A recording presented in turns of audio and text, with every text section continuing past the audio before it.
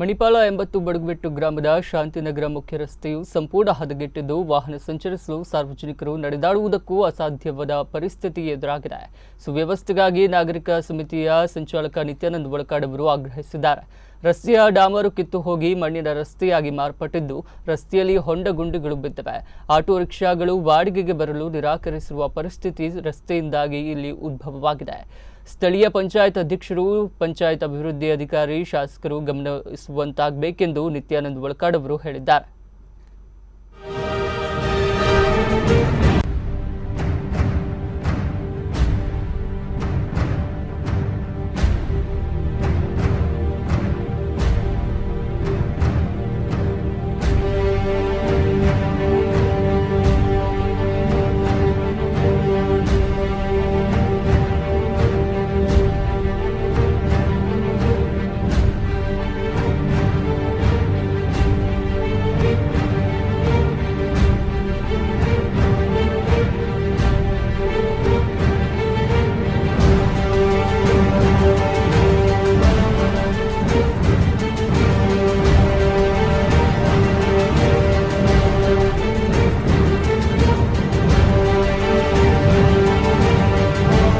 ಮಣಿಪಾಲ 80 ಬೆಟ್ಟು ಗ್ರಾಮದ ಶಾಂತಿನಗರದ ಮುಖ್ಯ ರಸ್ತೆಯು ಸಂಪೂರ್ಣ ಹದಗೆಟ್ಟಿದೆ.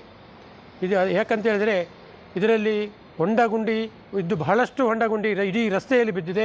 ಅದೂ ಅಲ್ಲದೆ ಈ ರಸ್ತೆಯು ಏನು ಮಣ್ಣಿನ ರಸ್ತೆಯಾಗಿಯೇ ಕಂಡುಬರ್ತದೆ, ಡಾಮರೀಕರಣದ ರಸ್ತೆಯೂ ಅಲ್ಲಂತ ಕಂಡುಬರ್ತದೆ.